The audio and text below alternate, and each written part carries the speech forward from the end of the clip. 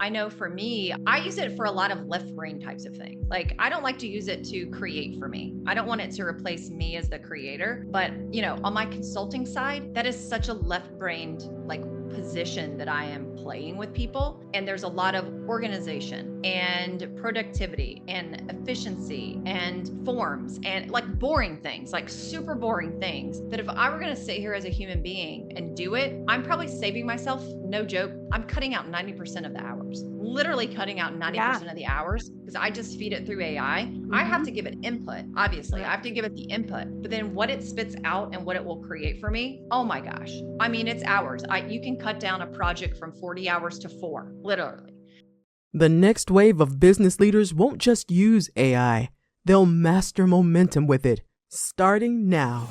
Welcome to the Mastering AI Momentum Show, where visionary founders and driven business leaders turn artificial intelligence, automation, and scalable systems into real growth, real scale, and real freedom. If you're ready to break bottlenecks, reclaim your title, and scale smarter, this is your playbook. Let's dive in. Here are your hosts, Aly Porter and Elise Smith. Hey there, everyone. Welcome to the Mastering AI Momentum Show, where today's top entrepreneurs share how they're scaling smarter, evolving faster, and navigating the future of business with or without AI.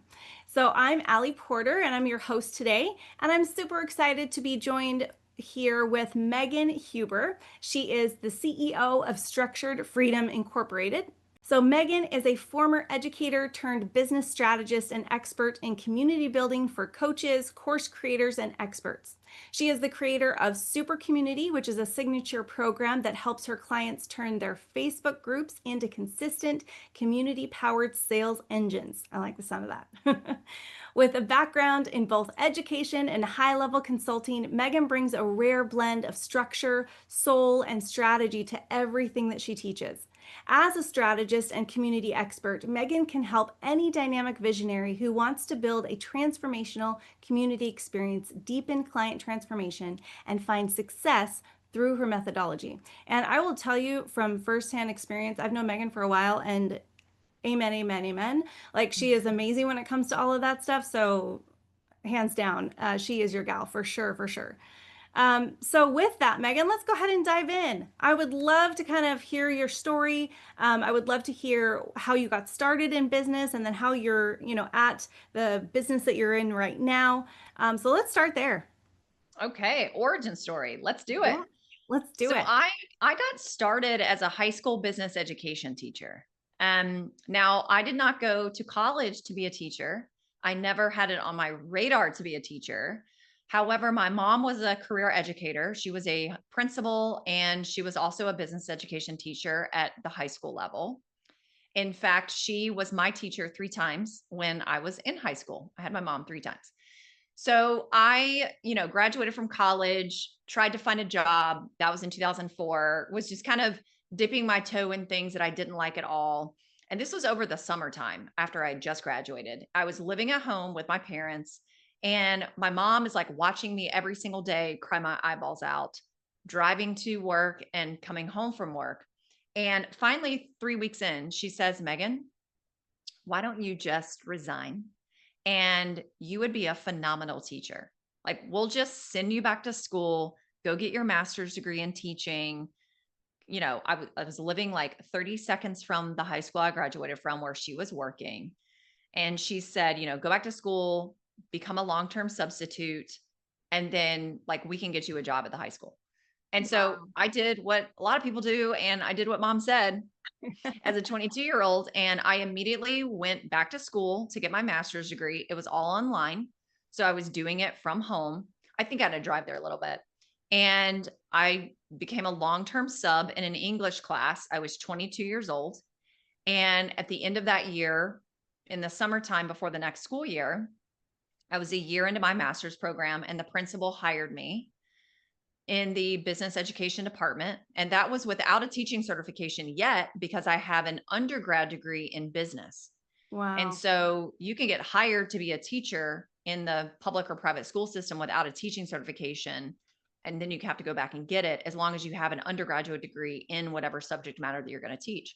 So I taught in the classroom right beside my mom at the high school that I graduated from the age of 22 to 28. And kind of in the meantime of that, I think I was 3 years into teaching. I also got a job teaching for North Carolina virtual public schools. And we had about 60,000 students across the state of North Carolina. I was a course lead, which meant we were taking classes that we taught face to face, and we were the team that would build them out in the online portal first. And then we would turn around and we would teach that class to our students. So I would teach my regular job in the classroom. And then I had 3 classes a semester, a total of 90 students at a time online. And I was doing both of those at the same time. Wow. So I share that because there are so many transferable skills into entrepreneurship. And I'm specifically in the coaching and education category, but I've been able to transfer all the skills that I learned being a classroom teacher of high school students into being a business, because to run a successful classroom of high schoolers, it is based on being a leader, setting expectations, having structure, boundaries, systems, processes in place. And I became very well known, even as a very young teacher, for classroom management. And my classroom management, which is a combination of all the things I just shared, that is what allows your students to be successful students in your classroom. Translate that into our adult clients, those same things, when we have them in place in our programs, is what creates this environment and atmosphere and culture where our adult clients can actually get the success and the results that we are promising we're going to get them when we sell them into our program. So I taught for 5 years. We had our daughter Brighton. Now it's been almost 15 years. She'll be 15 in September of this year. I did not go back to the classroom after I had her. And I did not enjoy being home by myself, not really doing anything, creating, innovating, producing, leading, performing, like all the things. And I dipped my toe into network marketing for the very first year. That was in 2010, 2011. That's where I really learned how to do in-person networking at networking events. And I learned about marketing and I learned about sales. And then there came this moment in time where I realized that, okay, if I really want to grow network marketing, it's largely based on being able to build a team, and I need to learn how to coach the team. So that was part of it. And then my husband was watching me kind of flounder around, and he goes, why don't you go get a coaching certification just for your own personal growth and your own personal development? And he was already a certified coach. So I thought, cool, I know nothing about this, but let's go do it. And so I did this program it was a 5-month long program. That was at the end of 2011. And by, like 2 weeks into the new year, 2012, I had a coaching business. And so I was like, forget about network marketing. I'm building a coaching business. And then now the rest is history. So I've been in the coaching space since 2012. And look, it's been a roller coaster. There's been a lot of different iterations of what I do and who I work with. And I also had a period of time where I worked as an employee for a very large scale coaching company where I was the director of client success and experience and operated, all the programs and served thousands of clients over the course of 4 years. And then now have the business that I have today. But that's where it all started. And I love how it kind of evolved, right? And you used, like you said, you used everything as stepping stones to get you to where you are now. And I think that a lot of people look at entrepreneurship and they're just like, oh my gosh, this is so fun. And you can set your own hours and you can do all that. There's a lot that goes in the back end of that. Like you have to be willing to take steps and to try things and to evolve and, and it takes a while. It takes time to like figure out what you want to do, how you want to do it. But I loved also how you had your mom and your husband supporting you as well. And helping to kind of guide you in those directions. Like your mom was like, hey, you should quit your job and do this, and your husband's like, you should get a coaching certification. So I love that. I love the support that you've had. And that's just amazing. So going into the scaling part of it, what did that look like for you? Because obviously, you launched your coaching business, you became successful, but what did it look like to scale it and maybe continue to scale it now? Because we're always scaling, but yeah. Yeah. So I have two viewpoints. One is through my own company. And then the other, I do a lot of consulting with companies, largely coaching and education, but it could be other fields and industries as well. The largest company I've worked with does $45 million a year annually. Mm-hmm. And they have 4,000 plus clients in their $20,000 program. So I see it from that angle because when I'm consulting with my clients that are at that level, it is me behind the scenes and I'm kind of like the wizard and the mastermind behind the scenes. And on my consulting side, what I'm helping them scale is scaling, like how do we keep scaling our program, but it is not diminishing client results?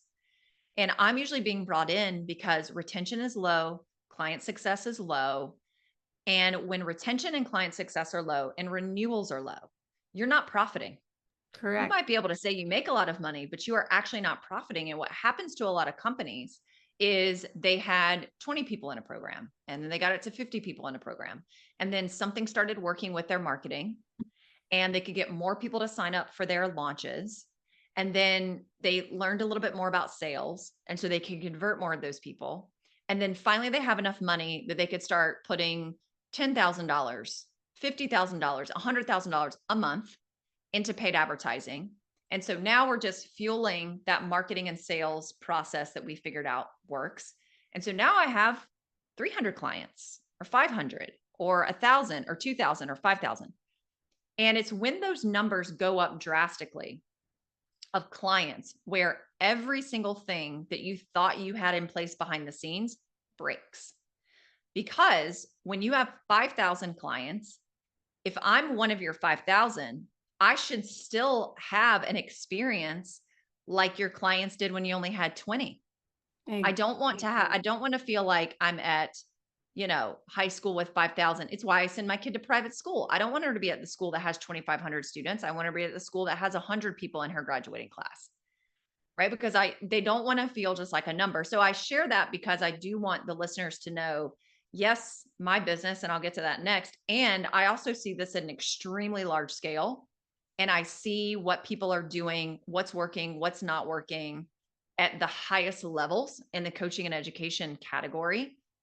And I mean, I'm just going to be very honest. The thing that people use to scale is you have to become a marketing and sales company. You have to put revenue in first position. If you're not consistently marketing and selling every single day, you're not going to grow your client base. Therefore, you're not going to scale. So, kind of that first hurdle that people have to get over is what's the marketing message? What's the marketing positioning? What's the go-to-market strategy that I'm actually going to go all in and repeat and be consistent and frequent with, and just tweak it and iterate it as I go. But I'm talking years, not like 6 months of this, but like you're going to go the next 3 years, 5 years, 10 years, and you're really iterating the same marketing and sales strategies. And again, like tweak it as you go, improve it as you go. But it's that for you to figure out, like, how do we get 5,000 people to sign up for our webinar instead of 50 people to sign up for our webinar? Mm-hmm. That's marketing. And like, that's marketing. And then how do I convert? How do we go from 10% conversion to 30% conversion? Okay, well, that's more your sales. So like you got to get that down first. And I think that the other part of scaling that these larger companies figure out is they figure out the volume game. Yeah. They know how to play the volume game, and they're playing volume first, impact second, because if it's just impact first, then you don't have the volume. And so then you can't ever really grow. So I'll stop there because I talked a lot. No, I love that. I hope you all were like taking copious notes because holy cow, like that was gold. And I do love how you're doing it from two different perspectives, from maybe like a solopreneur, someone that's just, has a coaching business, but it's just like a sole member LLC versus like a large corporation. It's all the same. Like they all have to learn sales and marketing. They all have to learn how to really get in there and give the best client experience, right? Or customer service experience. And I loved how you were also talking about uh, the volume side of it, because I think that we always think like one-to-one. And especially in the coaching space, it's all about one-on-one coaching and higher price point, less clients, which is fine. But really, if you want to scale, you need to have both. You need to be able to have a high ticket and a low ticket and be able to bring in volume. And then, obviously you can have your high ticket too. But I really loved that, because there's all these different components to it. And if you don't learn those components, then you're not building that foundation. So then when you try and pour gasoline on it, it fizzles out. It doesn't work because you don't have that spark. You don't have that ability to be able to actually scale it. And it's funny too, when people talk about scaling, it's such a buzzword, right? Like, you want to scale your business, you want to grow your business, but what does that actually entail? What does that actually look like? And are you willing to put in the time, the effort, the energy, the money, the resources to be able to scale? So many people I've talked to are in the million plus range, and it's been so fascinating to hear how they have like decided, like, there's no negotiation, like, we are doing this, but they are committed to it. They're ready to do it. And that's what I love about you. Ever since I've known you, you've always just been like, this is what I want to do and this is what I'm going to do, and you do it, And I think Well, that and I'm the glad you first brought thing. that up, because people don't get to the level of scale because they don't do what you just said, Mhm. because they don't commit to something. Yeah. It's a They decision first, right? Before anything else.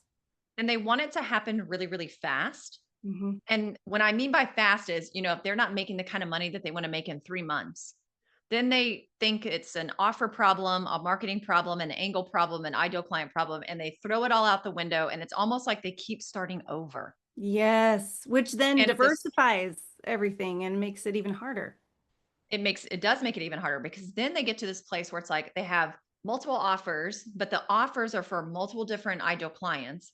And what they don't realize is that's completely different marketing messages, positioning, go to market strategies, marketing strategy, sales strategy, delivery strategy. Like, it's almost like for the number of offers that you have that many different companies, but you haven't even figured Mhm. out how to build one.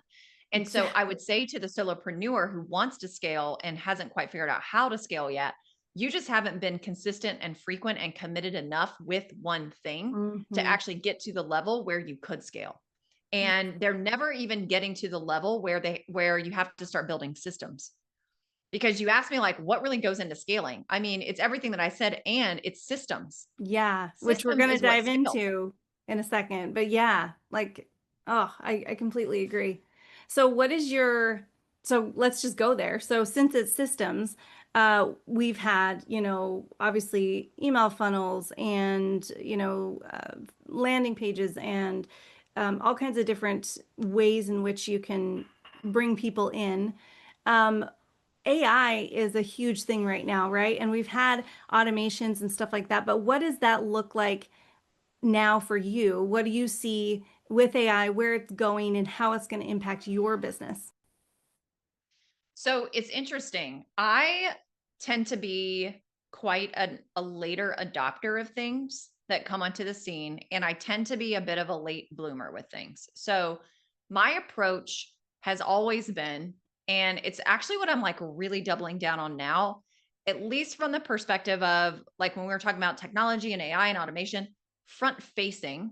my front facing strategy that the people see, it is still largely relationship based. Yes, And amen. I've always been relationship based. I make the majority of my sales in the DMs, and I have figured out how do I create an internal buyers list? So I'm building relationships with people. I have a whole system and process for how I do that. And other human being team members can do that as well, right? So it doesn't have to be just you, the business owner, who's doing it. You can have other people on your team doing it. Then you have your delivery system to your current clients. So you've got to have a system for onboarding them, for delivering to them, for helping them get results, for how your curriculum is distributed, a communication system, a community building system. Like, you have to have all that on the fulfillment and delivery side. And you're also continually building a relationship with them and finding out like what other offers do I have that they could upgrade to, that I could cross sell them to. So then what you're doing is you are then a lot of your sales are actually coming from this internal buyers list. So for me, front facing, it's still a lot of live streaming, live launching, and live selling, belly to belly live selling. And some of that is happening on camera, on video. Some of that is happening inside the DMs. I still do master classes. I still launch. They all still work.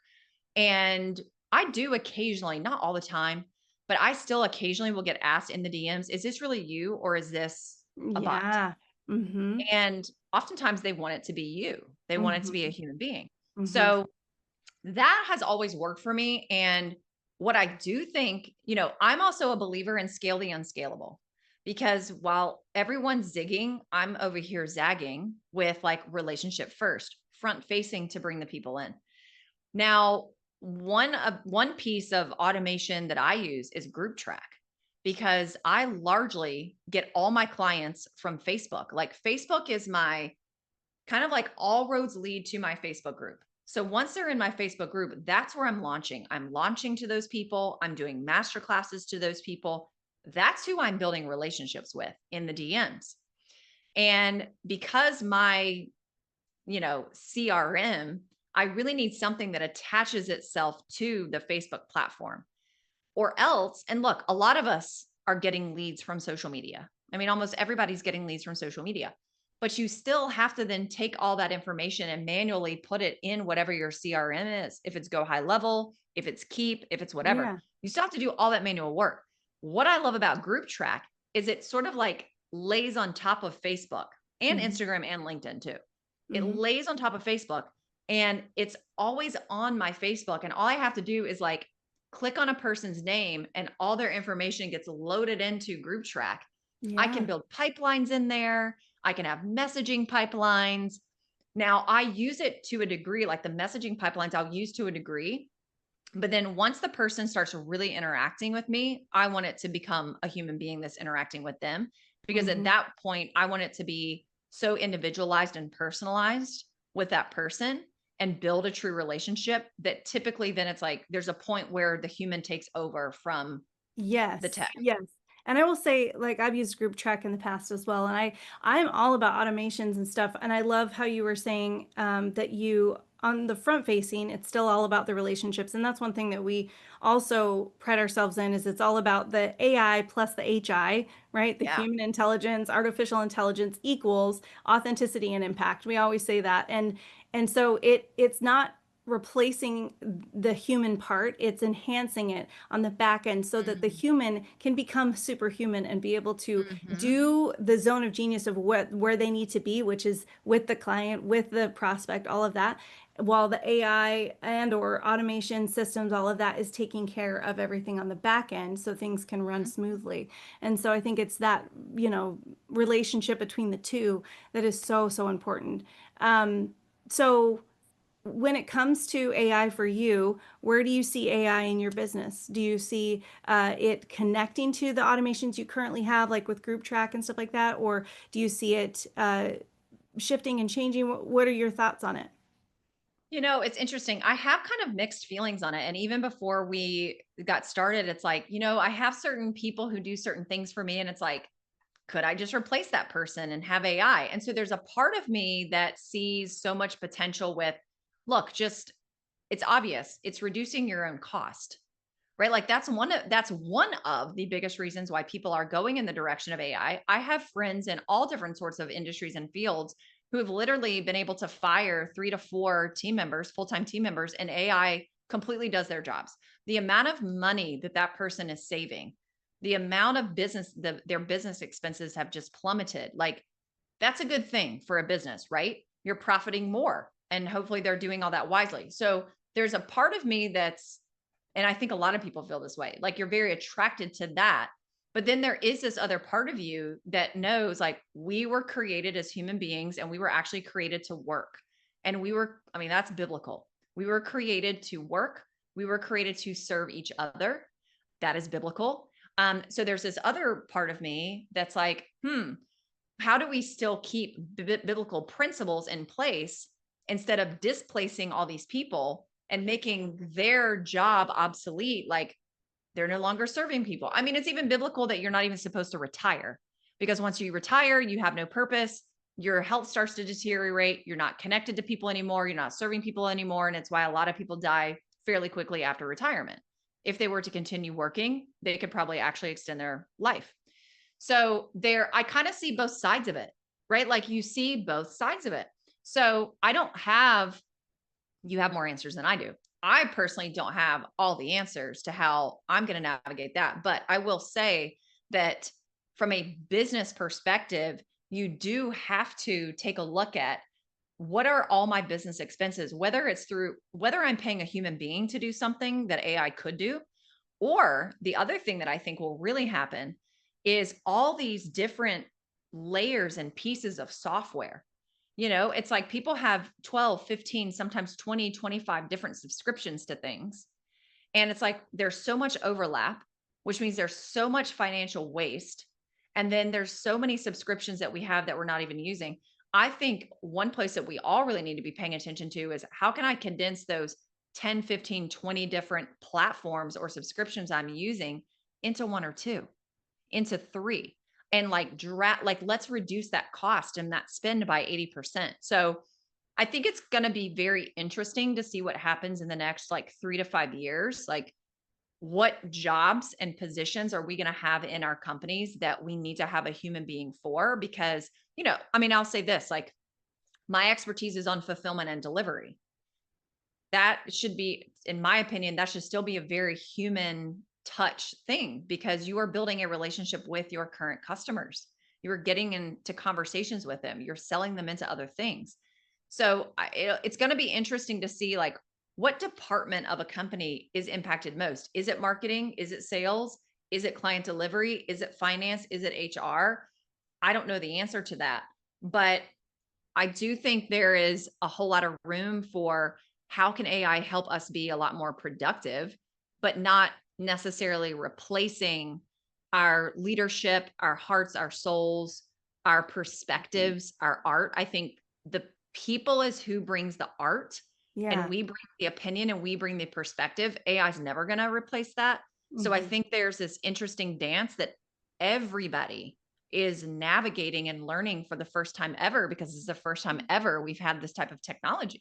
Oh yeah, for sure. And I love everything you shared on that. And I love how real and open we can be about this too, because it is it's kind of, like you said, you can see both sides. You can see why it could be really good and why it could not be good as well. And so I think it's really just how you choose to use it, just like anything else, right? Like we all have access to the internet, but how are you using it? Like, are you using it for, good and building people up and helping people, or are you using it to completely destroy everybody and do whatever, So I think it really just comes down to that. And it also comes down to personal preference too. Like, do I want to use it for this, or do I want a human being to do it, or do I just want to change the way I'm doing things completely and, change the process or whatever? And so it really does come down to choice, and it comes down to where you feel it would be a wise, place to put it. So I love that.